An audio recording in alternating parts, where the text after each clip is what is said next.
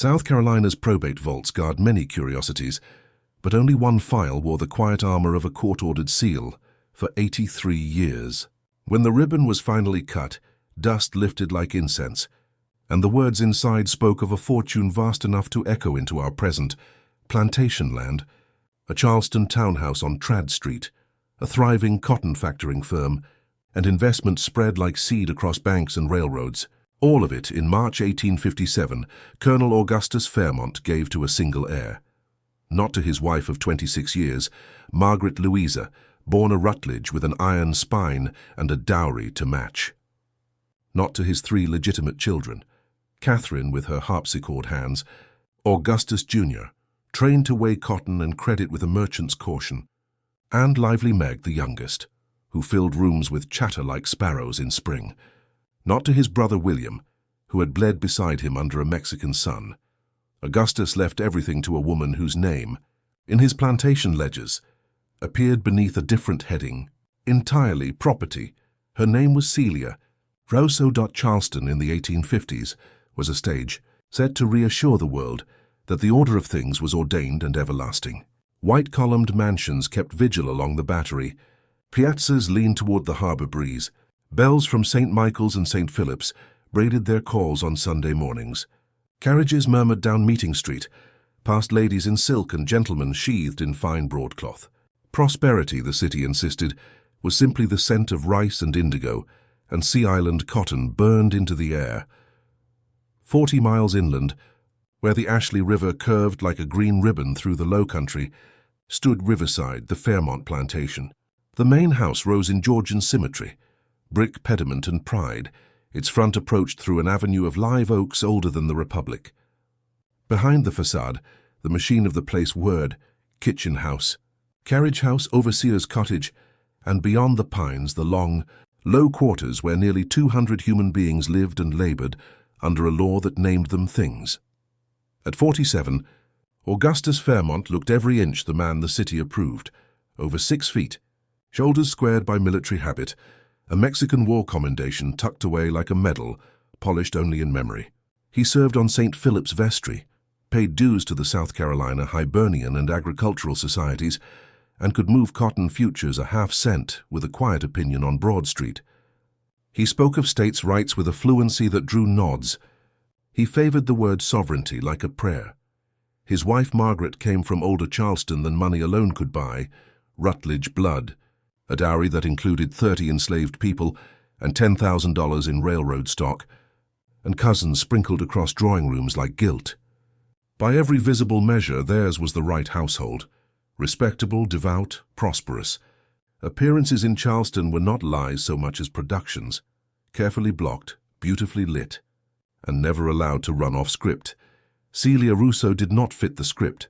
She was 28 in 1857, unusually light-skinned, resolutely literate, the kind of dangerous combination that made white neighbors lower their voices and narrow their eyes. Fairmont's ledger recorded her purchase in Savannah in 1843 for $1,500, triple the usual price without explaining why.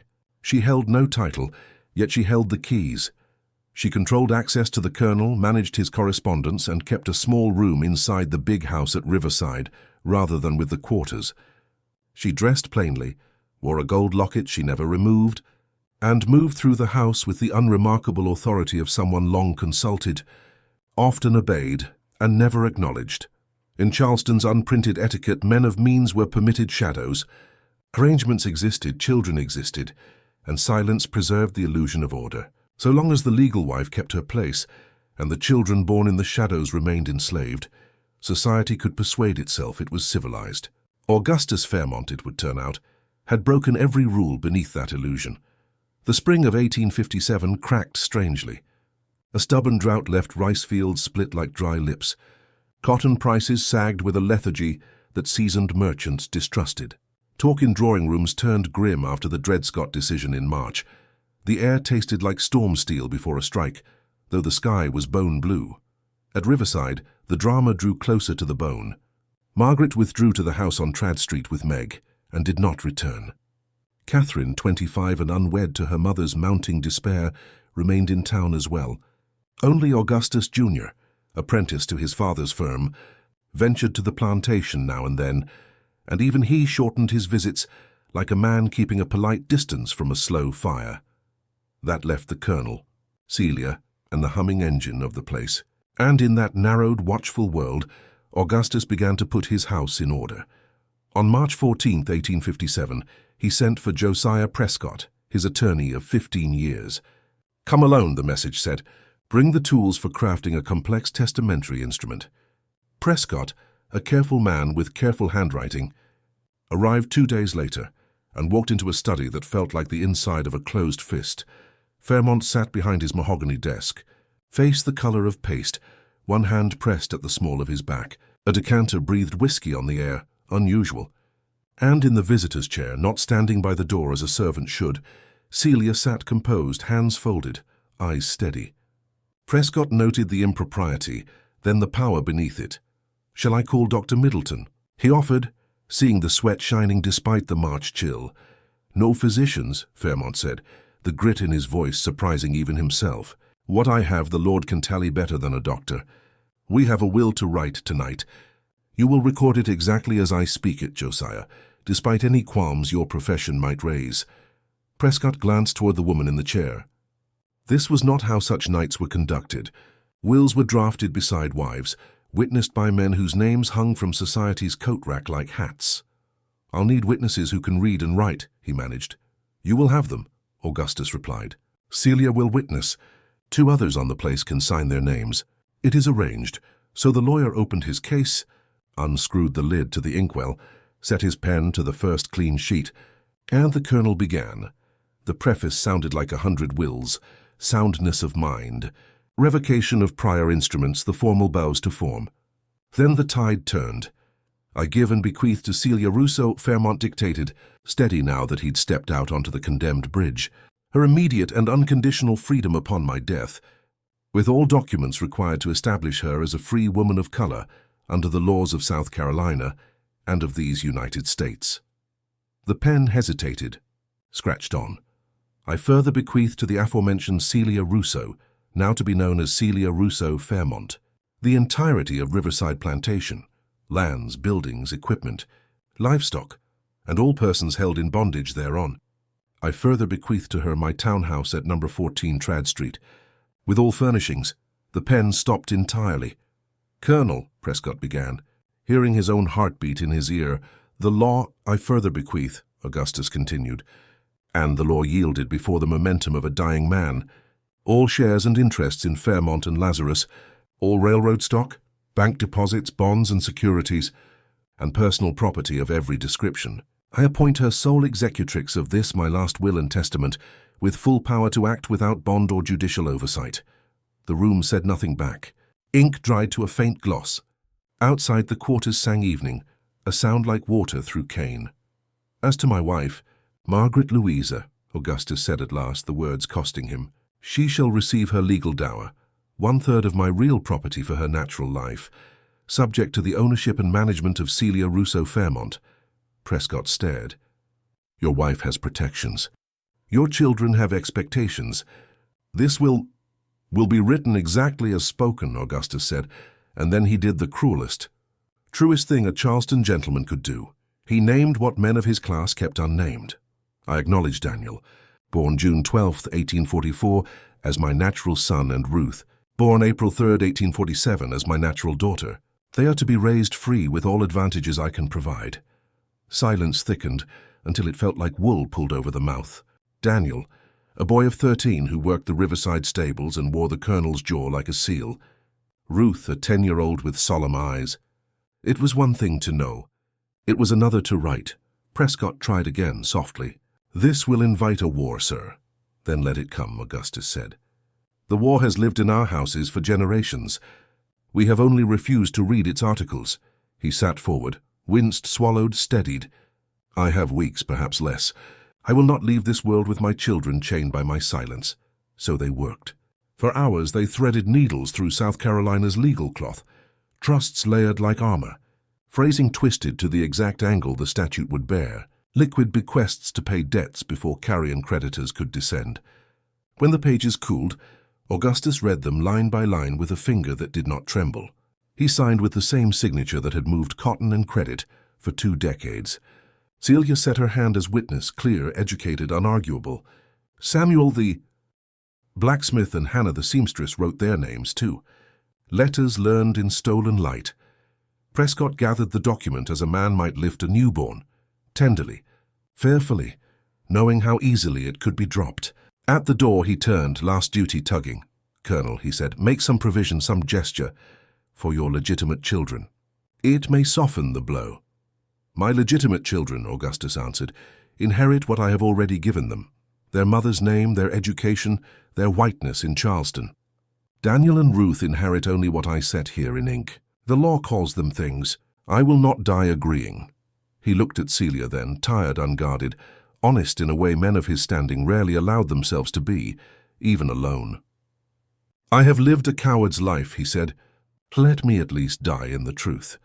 Prescott rode back to the city in the dark, the will in his case and the ruin of 3 households trotting beside him like a second horse. He consoled himself with the fiction that attorney-client privilege was an unassailable wall. It was not courage, but it would do for the night. 6 weeks later, on April 28, 1857, Augustus Fairmont died at Riverside. Celia was with him. The house staff swore his last words were, "Tell them the truth. All of it." The truth had already been written.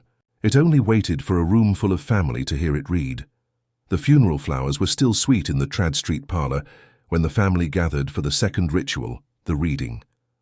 Sun struck the tall windows, silvering the dust. The good chairs had been dragged into formation.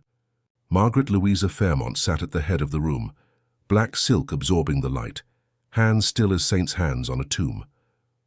Catherine hovered close, eyes swollen from the polite tears of the last 48 hours. Augustus Jr. leaned forward, as if a sprint would be required of him at any second. Meg folded her hands, the picture of obedience, as if posture alone kept the world from tilting. At 10 o'clock precisely, Josiah Prescott walked in with a leather case and the expression of a man obligated to drop a match into a granary.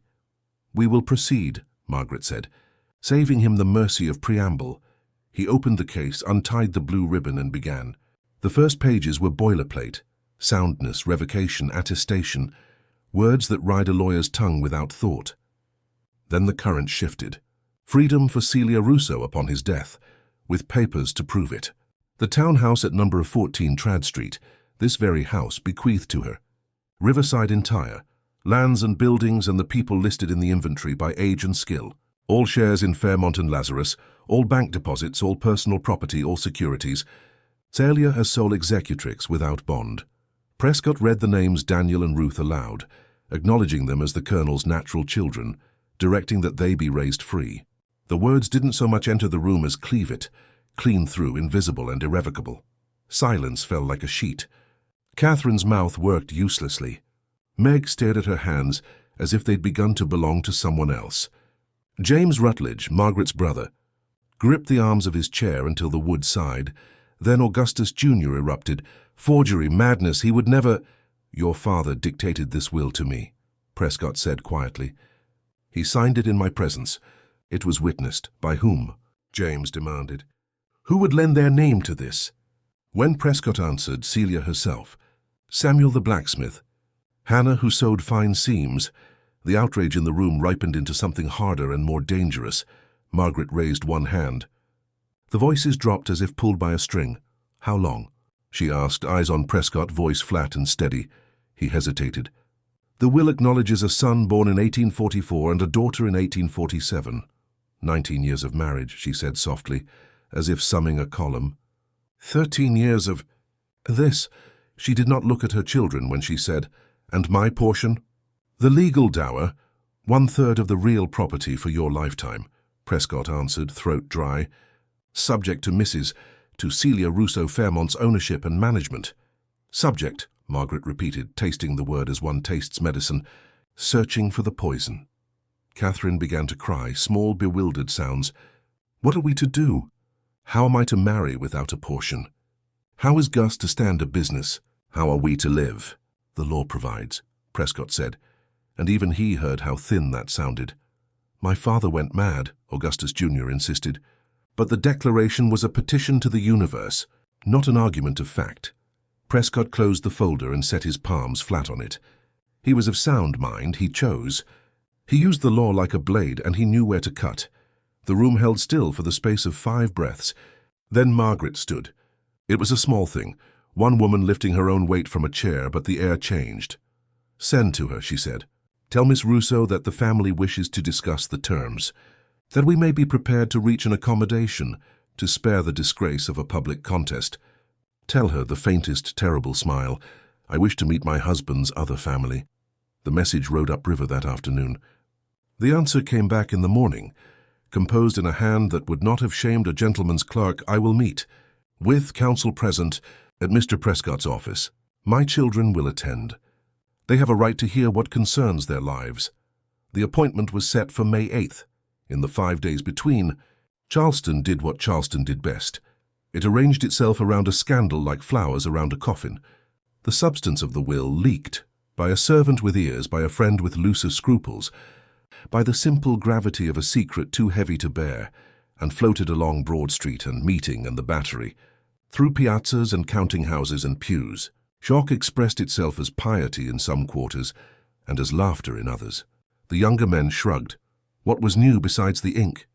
The older ones pressed lips and cleared throats and refused to be drawn.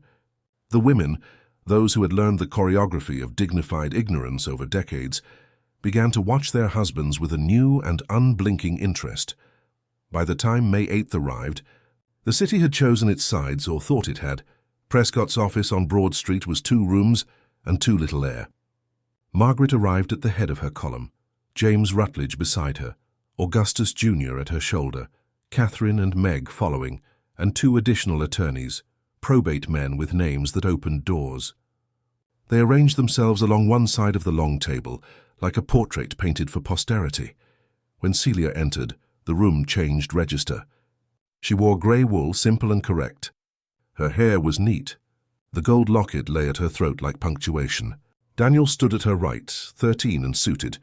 Ruth, 10, at her left in blue. The resemblance to the colonel was not argument. It was evidence. For a long breath, the 2 women looked at one another across the plank of polished wood. They had shared houses for 14 years without sharing a life. Each knew the topography of the other's world without once being invited to cross it. "You understand," Margaret began, voice controlled to the edge of cruelty, "that my husband's will cannot stand. The law protects a wife. No court will—" "I understand," Celia said, meeting her gaze directly, violating a code and making a new one. "I understand that he chose to write the truth finally." Color rose in Margaret's face. Catherine's hand flew to her mother's sleeve. "I will not speak to my mother. I will speak to the matter," Celia replied, and only then did her voice take on steel. "I was 14 when he purchased me in Savannah. I did not seduce anyone. I kept his books. I ran his household. I bore his children. I did all of it without the right to say no." One of Margaret's lawyers, a grey man named Bogard Simmons, stepped in, grateful to restore the conversation to the cool corridor of statute. Property, incapacity, undue influence, prohibitions on ownership by persons of color, the supremacy of dower. The will, he concluded, was a tangle of impossibilities. "Then why bargain?" Celia asked. "If impossibility assures you victory, why not go directly to court?" "Because the law in South Carolina in 1857 was a quilt, worsted wool and fine linen, patched and pulling at the seams. Because trusts had corners where light did not reach. Because public trials had a way of dragging private hypocrisies into the street and pinning them to the door with nails." James Rutledge cleared his throat, choosing diplomacy over candor. "We propose a settlement. Your freedom recognized. $20,000 to establish you and your children in the North. A quiet resolution that spares all parties the indignity of spectacle." 30 pieces of silver is a poor price for permanence," Celia answered, not lifting her voice. "He wrote what he wrote to keep us from being sold with the furniture. He died to give us standing. I won't trade that for distance." Silence again. It was Daniel who broke it, voice thin with youth and strong with something newly granted. "I have been property my whole life," he said. "My sister too. My father tried to make us something else. Why is it justice to take that away?" Margaret's composure flickered. She looked at the boy, as if seeing just for a beat a face she had lived beside for years without naming, and then back at Celia with a kind of exhausted ferocity.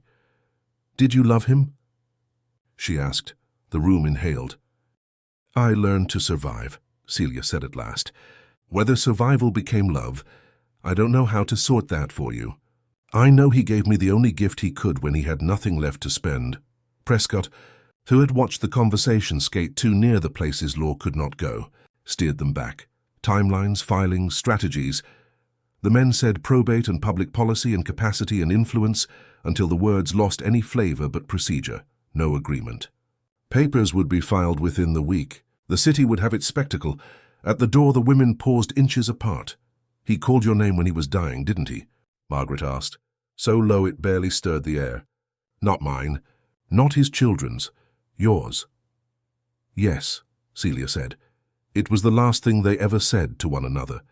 Charleston's spring heat arrived early in 1857, thick enough to draw mildew from plaster and tempers from the polite. By May's end, the scandal of Fairmont versus the estate had fermented into open obsession. Merchants in counting houses discussed it over ledgers. Ladies folded it into gossip like sugar into tea. Even the newspapers, careful not to name names, printed sly paragraphs about a will of unprecedented audacity. In the midst of that fever, both sides prepared for war. On one side stood Margaret Louisa Fairmont, widow fortified by her Rutledge kin and every ounce of Charleston propriety. On the other was Celia Rousseau, newly freed by her master's death, and bound to defend his final act as if her life depended on it. Because it did.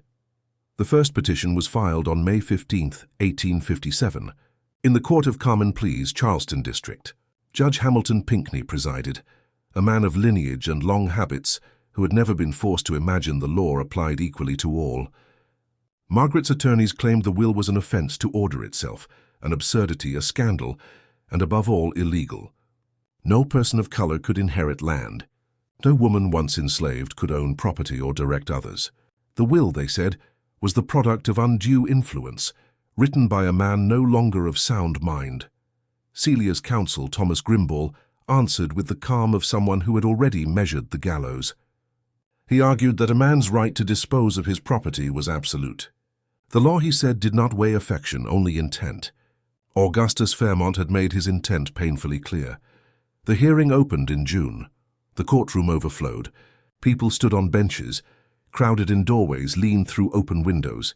Margaret sat veiled and perfect, her children beside her like dark-clad statues. Celia across the aisle wore navy calico and stillness, her two children at her side. When Judge Pinckney struck the gavel, the hush was complete. Simmons, the widow's lawyer, spoke first. His voice was trained for pulpits and courtrooms, smooth as varnish.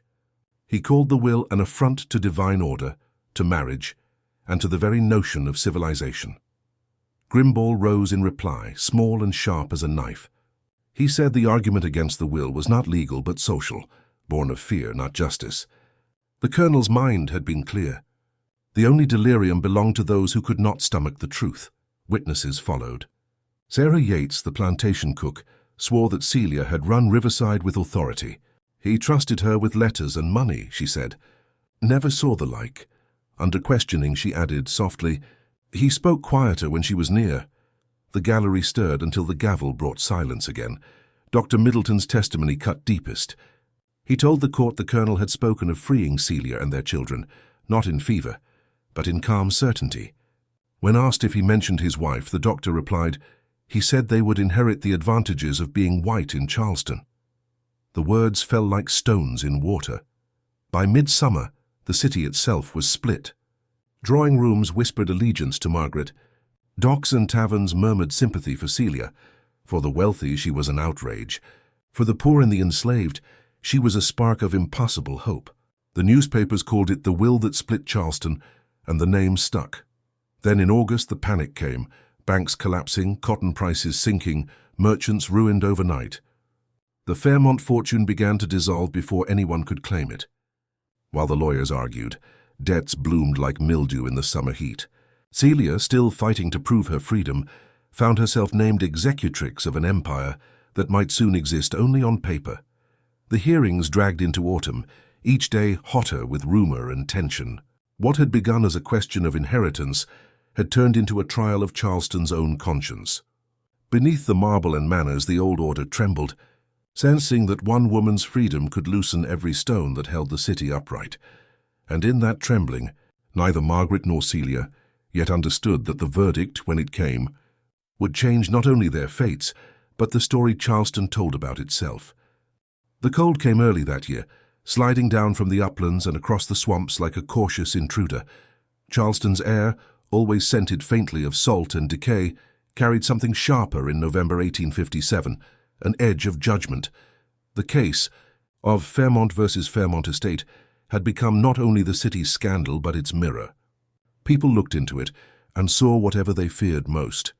In drawing rooms along the Battery, gentlemen claimed to pity the widow but secretly thrilled at the drama, while their wives condemned Celia Russo with words so polished they cut glass. Preachers bent sermons toward obedience and order. Printers sold twice their usual papers when they hinted that a colored woman might walk away with a planter's fortune.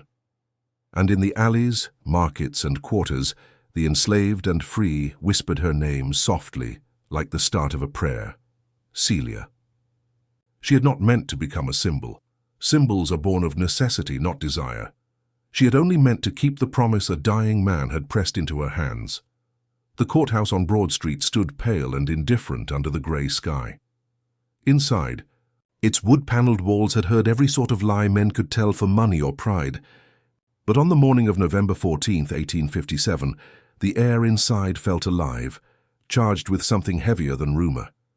It was the day Judge Hamilton Pinckney was to deliver his judgment. By dawn, the corridors were already crowded. The merchants came first, in coats smelling of coffee and sea wind. Then the matrons veiled in mourning silks, pretending solemnity but hungry for spectacle. At the back, a quiet congregation of free men of colour and servants filled the shadows, those who would not be admitted, but listened through the doors like parishioners shut out of heaven. Celia arrived early, walking with that same grave stillness that had unsettled Charleston from the first day she entered court. She wore grey wool, neat gloves, and a bonnet that hid most of her face. Daniel and Ruth, her children, waited at Mr. Grimball's office 2 streets away. The judge had barred minors from attending sensitive proceedings. She had kissed them both and said, "Whatever happens, remember, your name is yours now." Margaret Louisa Fairmont entered a half-hour later. The crowd parted for her like water before a ship. She had the bearing of a woman who had survived humiliation by refusing to acknowledge it existed. Her gown was black silk, her gloves immaculate. On her arm walked her brother, James Rutledge, face stern as an icon. Behind her came Catherine, pale but composed, Meg, eyes downcast, and Augustus Jr., jaw set tight enough to draw blood. They did not look at Celia. Celia did not look at them. When the gavel fell, the murmur stopped. Judge Pinckney adjusted his spectacles, cleared his throat, and began. This court recognizes that the case before it concerns not merely the disposition of property, but the interpretation of law under most unusual circumstances. His voice was dry, practiced, carrying just enough gravity to hold the room still. Colonel Augustus Fairmont, he continued, departed this life in possession of substantial real and personal estate, the entirety of which he devised to one Celia Russo, formerly enslaved under his ownership, and to her children. The petition before this court seeks to establish whether such disposition may stand under the statutes of this state. No one breathed. He went on, reading from notes, quoting sections of law, precedent, and commentary. Each word dropped like a bead into silence. When he reached the crux, he looked up. "It is the judgment of this court," he said slowly, "that while the intention of the deceased may be understood, perhaps even respected, it cannot override the established laws of South Carolina, which forbid the ownership of land or enslaved persons by any individual not recognized as white. The greater portion of this will, being contrary to public policy and statute, is therefore null and void." The words seemed to ring long after he stopped speaking. Margaret's gloved hands folded over one another like wings at rest. Catherine made a small sound, half sob, half sigh. But the judge was not finished. He turned a page, his tone softening, as if he had found a clause of mercy written in invisible ink. "However," he said, "this court acknowledges the clause concerning the manumission of Celia Russo and her 2 children, Daniel and Ruth. Their emancipation is lawful and shall stand as written. They are to be recognized as free persons henceforth. Provision for their maintenance shall be drawn from the residual estate, to be administered by the widow, Mrs. Fairmont." The pen scratched the final note. The gavel struck once. The matter is settled. For a long, suspended moment no one moved. Then whispers rippled through the benches like wind through grass. "She's free." He freed her still. But the land. She lost the land. Celia's face did not change. Inside, something vast and fragile turned over, slow as tide. Freedom. A word too heavy to lift, too sharp to touch. Margaret rose first, dignified as ever. She leaned slightly on James's arm. "Let us go," she said, voice steady. The family followed her out, heads high, not looking back. Only Augustus Jr. paused at the door.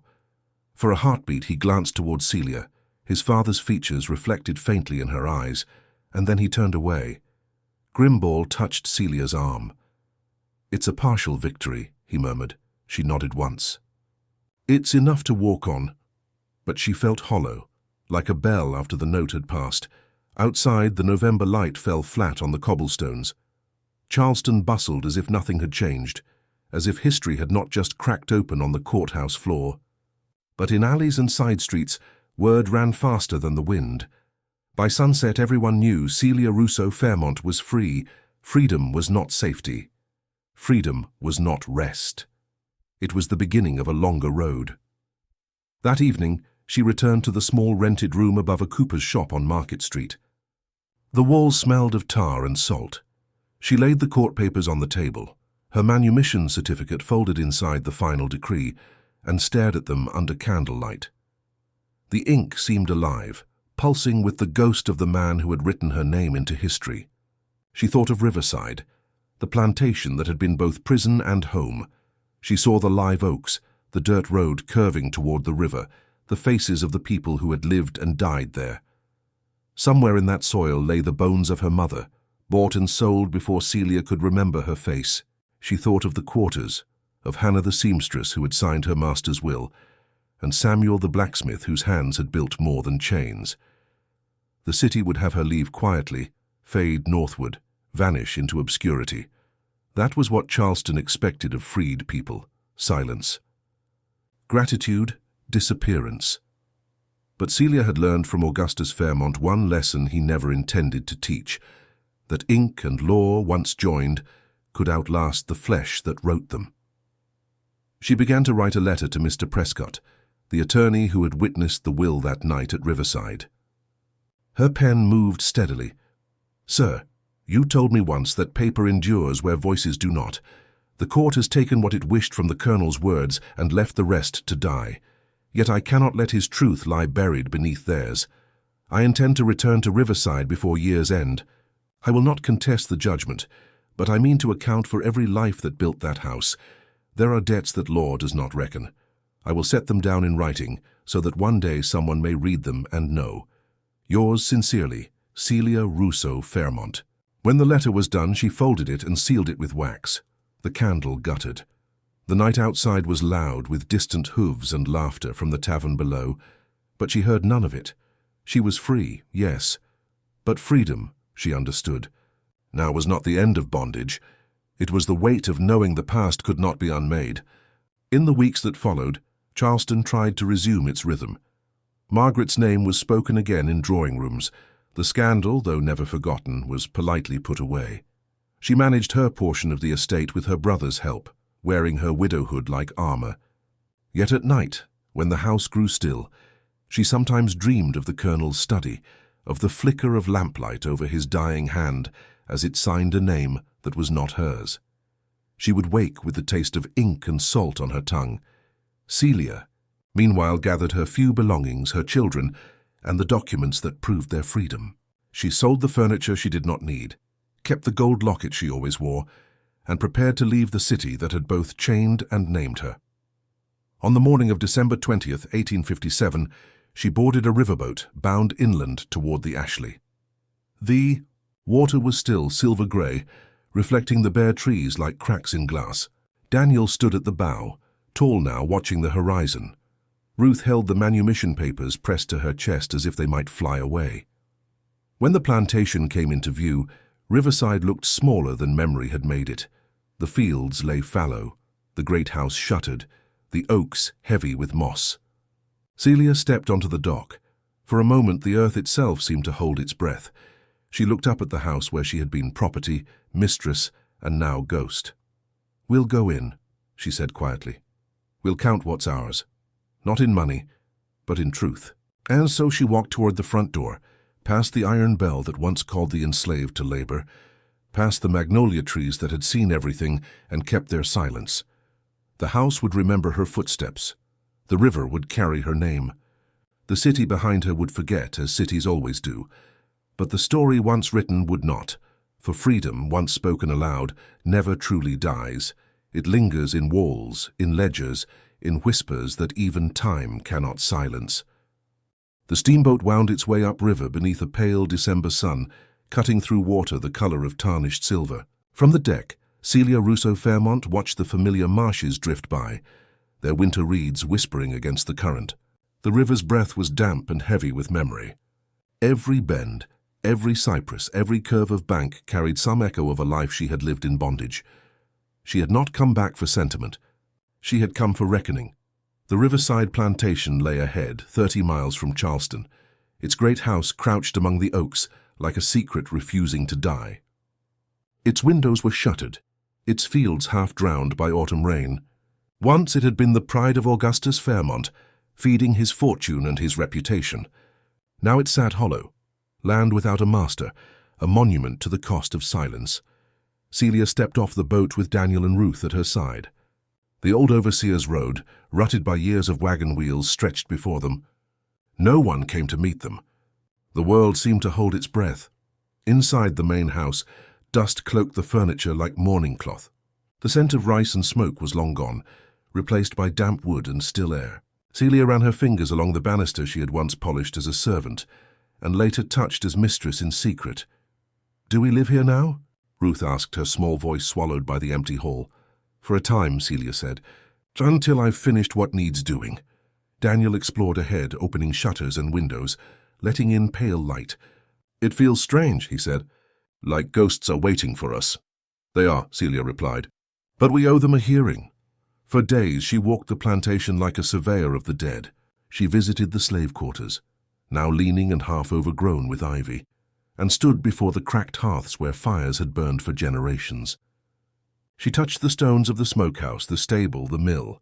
Everywhere she looked she saw the work of hands whose names the ledgers never bothered to keep. At night, she wrote. The small desk in the colonel's old study became her altar. She wrote by lamplight until the oil ran low, pages of names and stories gathered from memory, and fragments of old account books.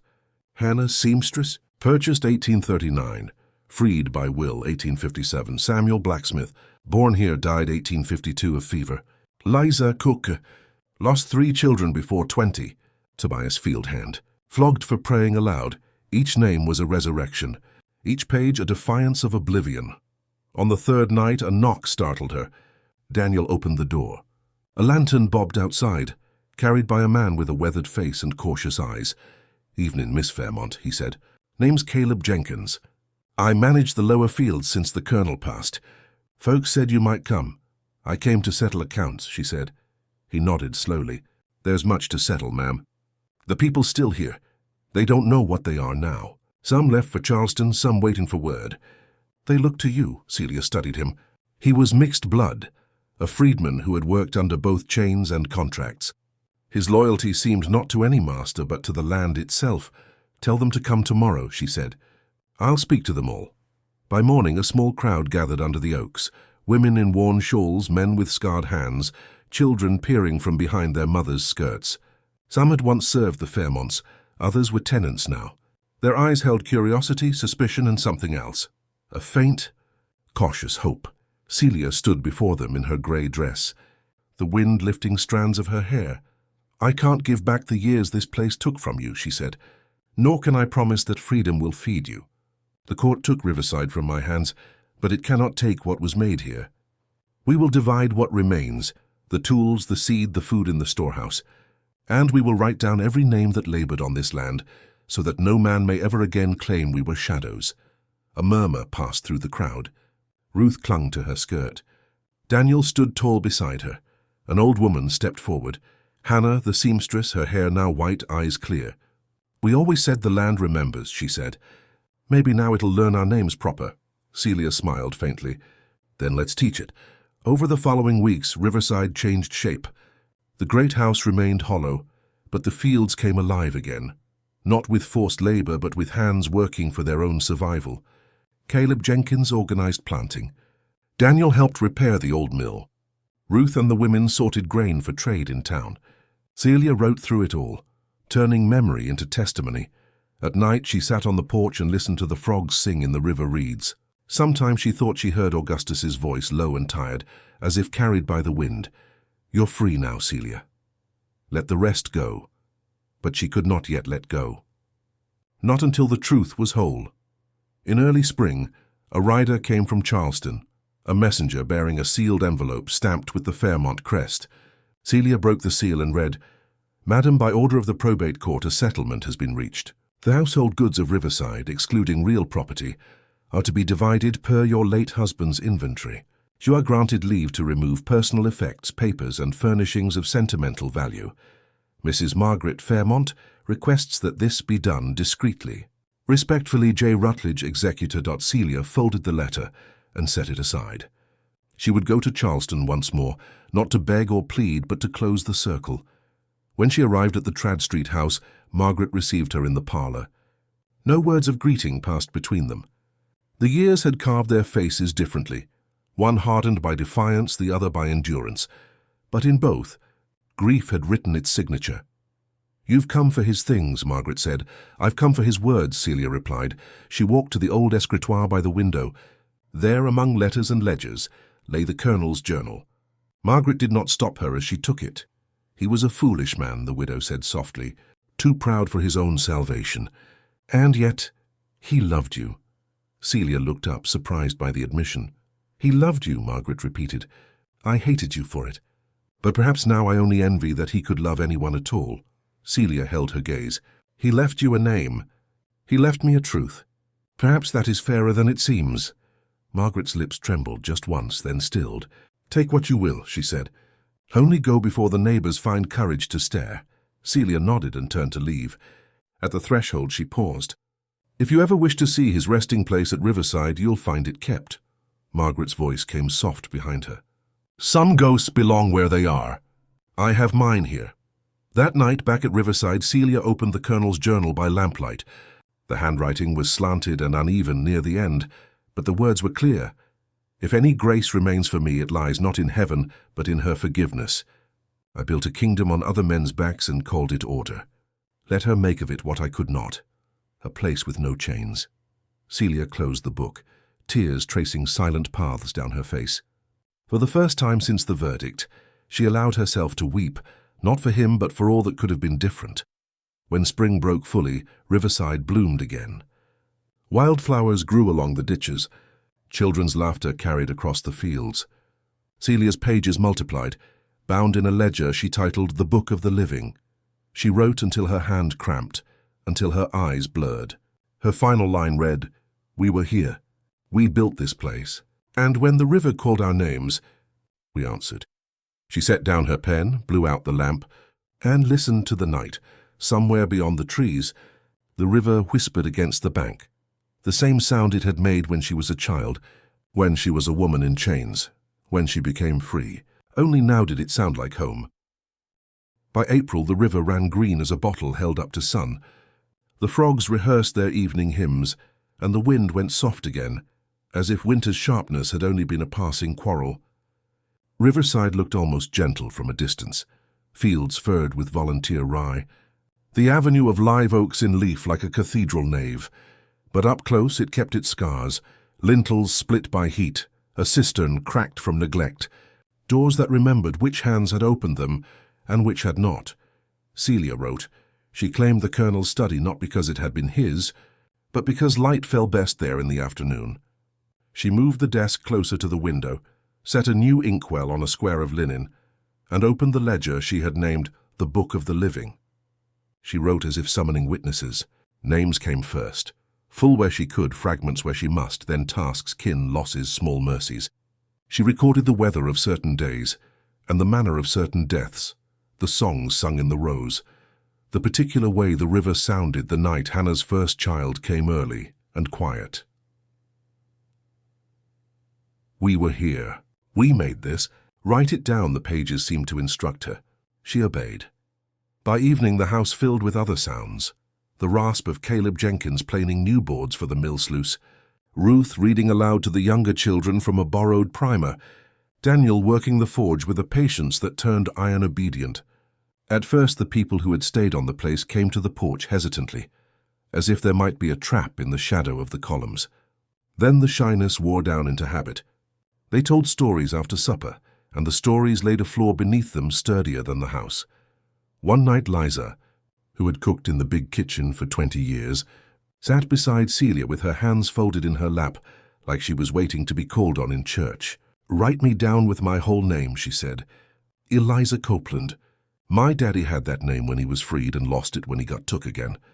I ain't letting it go a second time." Celia wrote Eliza Copeland, and the ink looked like a door rehung on its original hinges. News traveled the river the way pollen traveled the spring air, quiet, insistent, settling on everything. People came who had heard there was a ledger at Riverside that made lives into testimony. They brought what they had: a remembered birth month, a scrap of a bill of sale, the sidelong gossip of an overseer's wife. One man recited a string of names like a spell and ended by saying, "That was my mama's people. They been dust a long time, but I want you to call them back once." Celia did. Each new line drawn across the page felt like a fence post hammered into unreliable ground. Here is the boundary of forgetting. Here it stops. In May, Thomas Grimball came upriver in a hired skiff, hat in hand. He had not been to Riverside since the colonel's death. The house altered him. He stood on the threshold, looking suddenly smaller in a place that had never meant to fit a man like him. "You chose a formidable altar," he said softly, watching her write. "Do you sleep?" "Enough to keep the letters straight," Celia said without looking up. "Is Charleston finished with me?" "Charleston never finishes with anyone," he said. "It only looks away until it needs to look back." He set a packet on the desk. "I brought copies of your manumission and the decree. Carry these with you. A paper in your pocket is not a wall, but sometimes it is a door." She touched the packet, then the ledger. "This is the better paper." He smiled without mirth. "It's the more dangerous one." They spoke until the lamplight turned the study into a lantern hung in a field of dark. He asked whether she would stay. She asked whether law could be taught to remember. In the end he said, "If you'll allow it, I'll send a friend to see your book. A printer. Not abolitionist by vocation, by conscience. He knows how to make words travel. Words travel without paper," she said, but she knew what he offered. Rivers always meet larger waters if you let them run. 2 weeks later, a tidy man with ink-stained fingers arrived on a mule that looked embarrassed to be involved. Mr. Orrin Hall introduced himself in the parlor with the polite diffidence of a tradesman who'd learned long ago to be invisible. "When necessary, I set type in Charleston," he said, turning his hat in his hands. "I've printed sermons that never lifted a soul, and advertisements that sold souls by the column. Mr. Grimball says you have a different sort of text." Celia watched him watching the house. "This place 8 men whole," she said. "Now it must disgorge their names." She brought him into the study and opened the ledger at the middle, where the ink was darkest. Hall bent close, lips moving as he read. His fingers hovered over the page, the way some men touch a relic without actually daring to make contact. "With your permission," he said at last, "I can take excerpts, anonymized for your safety, and set them in small forms, pamphlets that sit in pockets, tracts the pious would call them, not printed in Charleston, you understand. I have friends in Philadelphia who could run a short lot without questions. Money I can manage. I owe a debt to history I've never paid." Celia considered the river, the oaks, the weight of names that had begun to press back through her dreams. "You may copy what I choose," she said. But the names stay here. They aren't ours to give away beyond the line of their graves. She put a palm flat on the paper. Take the shape of the story, leave the bones. Hall nodded. Sometimes a silhouette is the loudest figure on the page. He stayed 3 days, working in the study with a soft brush and a traveling camera lucida, an odd little device of mirrors and glass that let him trace text without ink.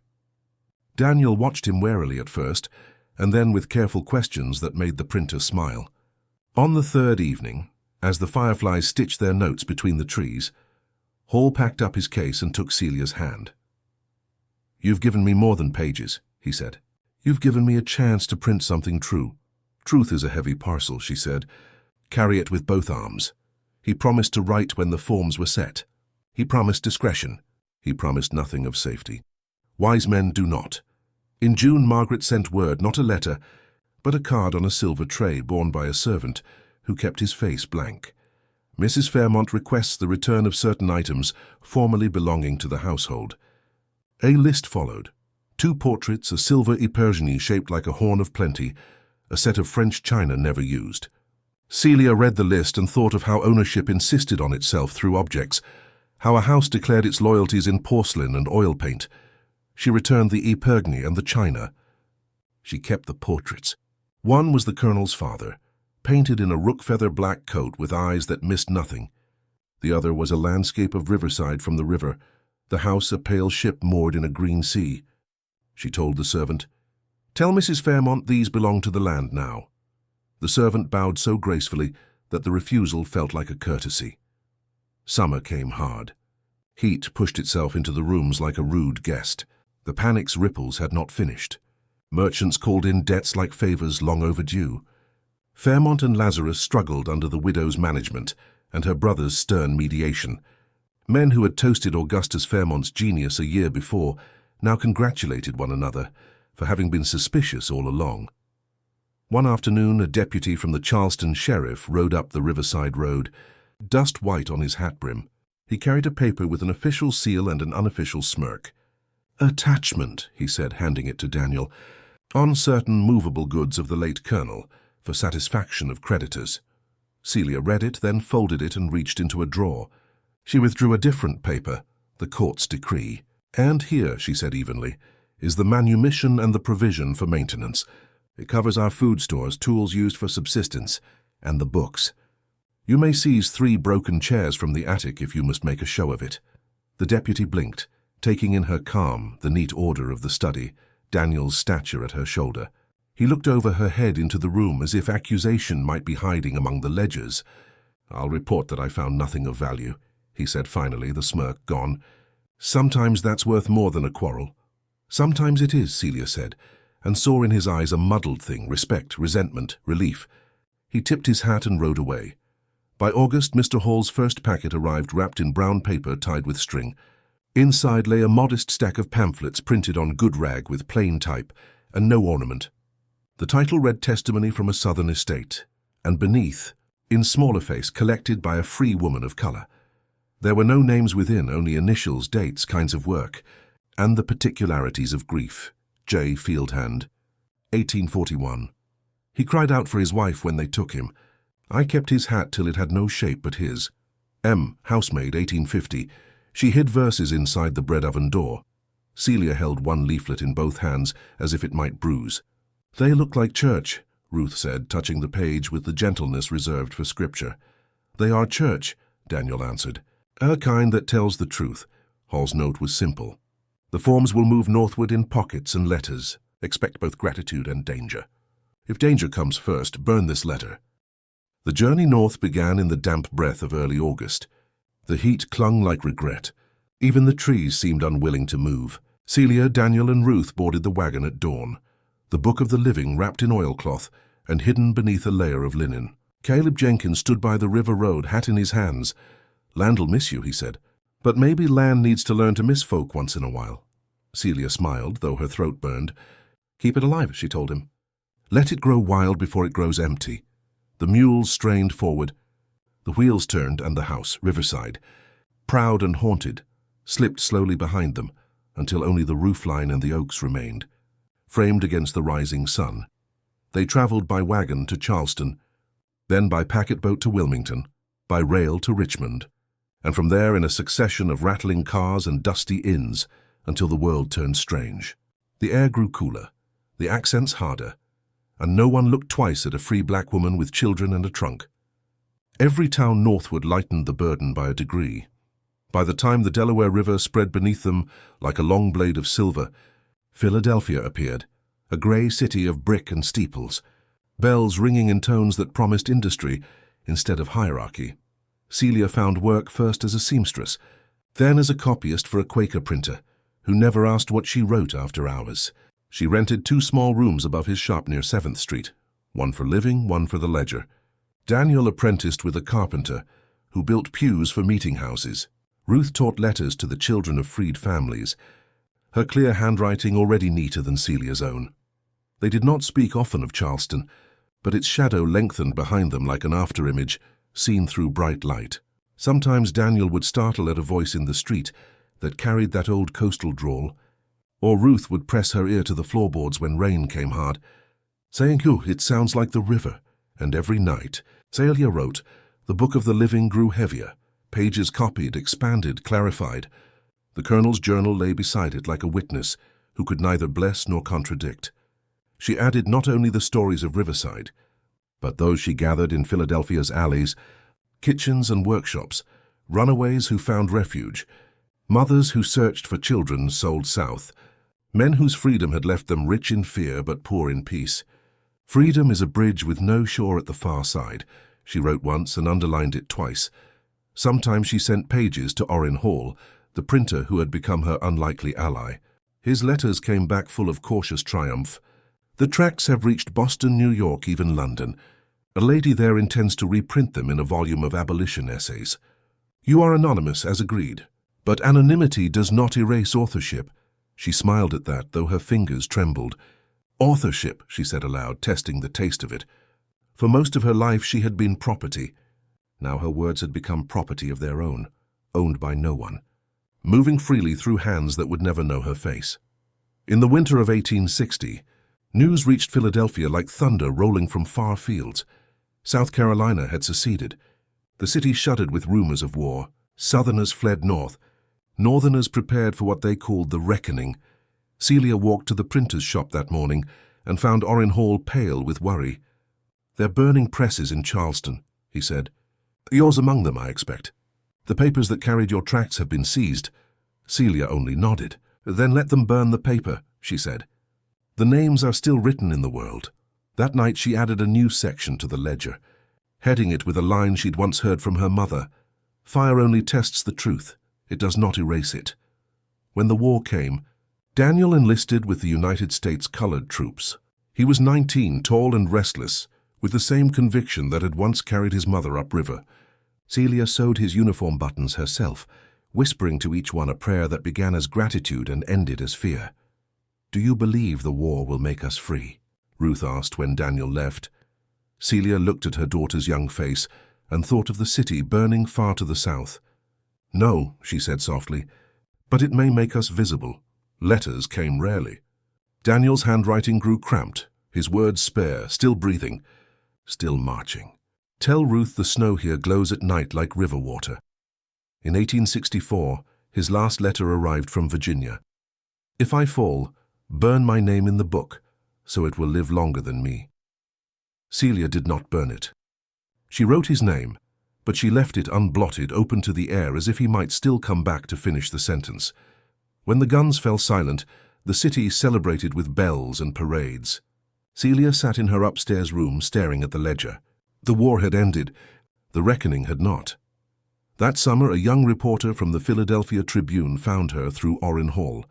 His name was Samuel Pierce, his coat ink-stained and his eyes too young to understand caution. "They say you kept a record," he told her, notebook ready, "of the lives that built the Old South." "I kept memory," she said. "Records are for courts. Memory is for the living," he smiled. "Then let the living read it." For weeks he came every evening, reading aloud sections while she corrected his pronunciations, his assumptions, his arrogance. By autumn, his serialized articles, the Fairmont papers, began appearing in print. They did not name her directly.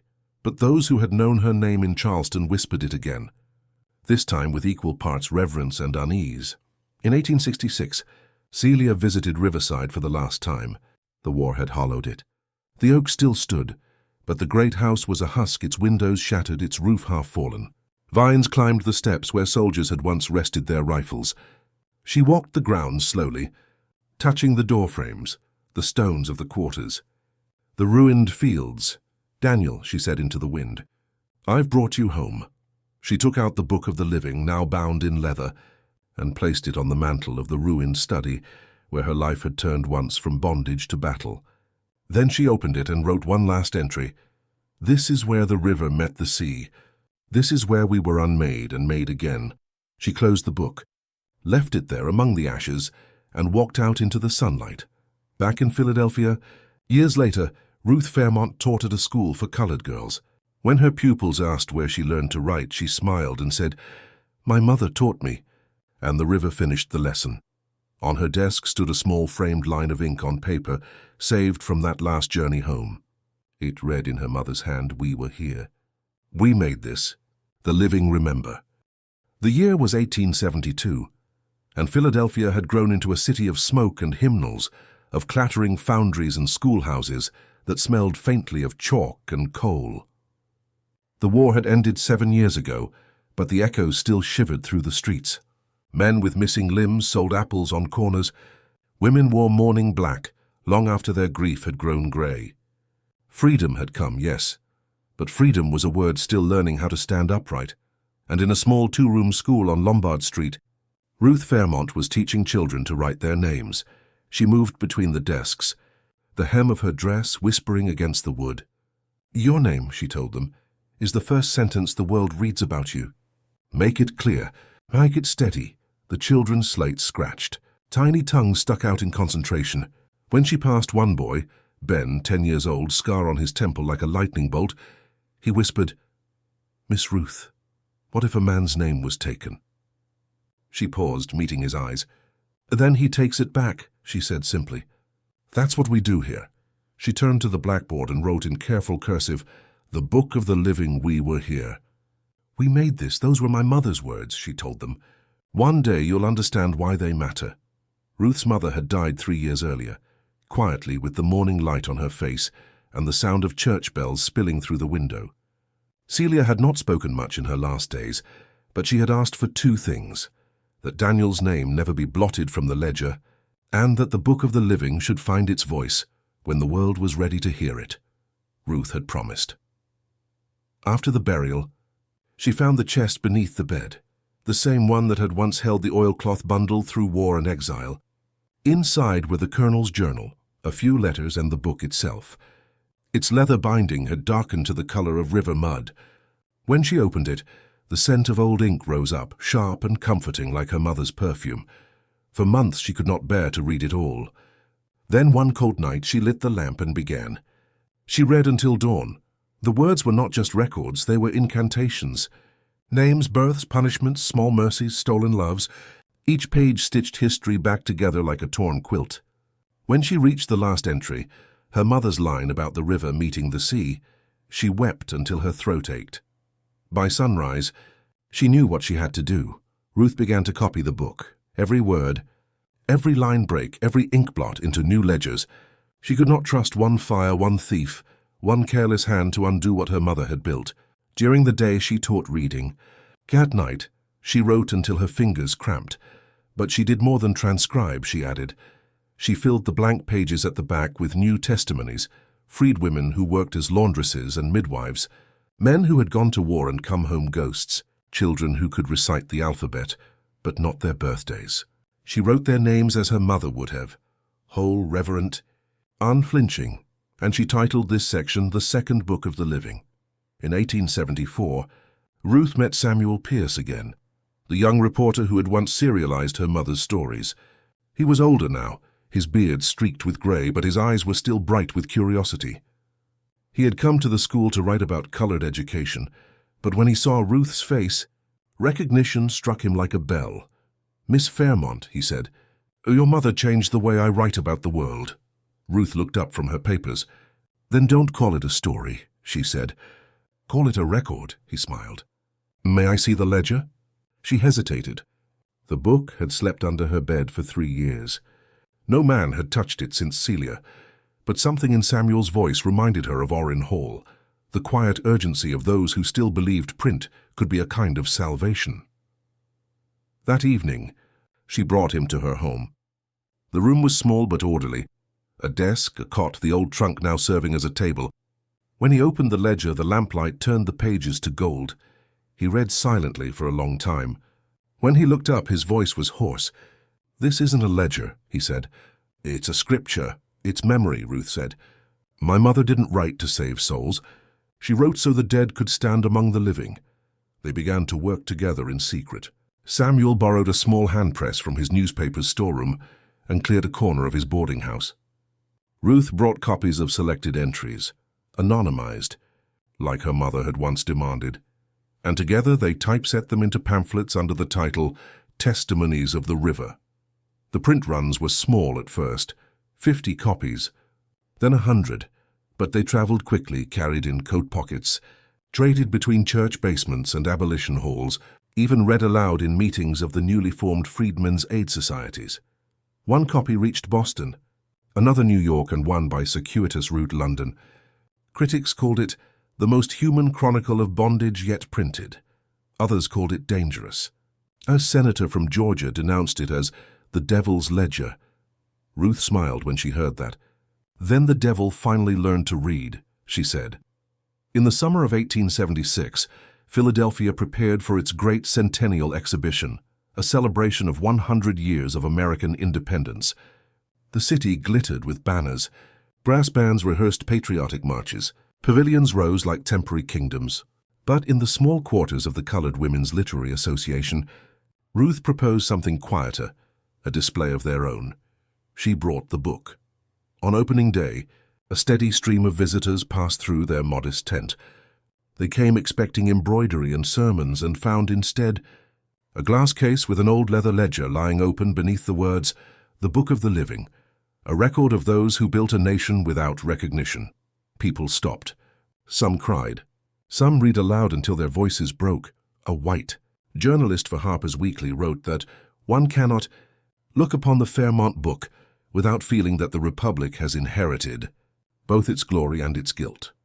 When Ruth saw the line in print, she folded the paper and placed it between the ledger's pages like a pressed flower. That autumn, Samuel Pierce asked her to marry him. She said no gently. "My life belongs to the work," she told him. He nodded. "Then let me belong to the work too," and he did. Together they compiled, edited, and expanded until the book grew beyond its first skin. They titled the full volume, The Fairmont Chronicles, being the record known as the Book of the Living. It was published in 1879, bound in dark cloth, modestly priced, distributed through churches and schools. The first edition sold slowly. The second vanished in weeks. By the third, the world had begun to whisper Celia's name again, this time not in scandal but in reverence. In the final pages, Ruth added a postscript written in her own hand. "My mother taught me that memory is a kind of justice. The river carried her story north, and I have carried it further still. When I am gone, let the book travel again, until every name it holds is spoken aloud at least once. Then perhaps the dead will sleep in peace, and the living will remember how to wake." Years later, when she was old and her hands trembled too much to write, Ruth returned the book to the river that had birthed it. She stood on the bank at dusk, the city's lights flickering behind her, and whispered, "Go home." The water took the current's shape around it, drew it close and carried it downstream, back toward Charleston, back toward Riverside, back to the soil that had once known her mother's footsteps. As the last light faded, Ruth smiled through her tears. The story had gone full circle, and somewhere beneath the long shadow of the oaks, the river whispered the oldest truth of all. We were here. We made this. The living remember.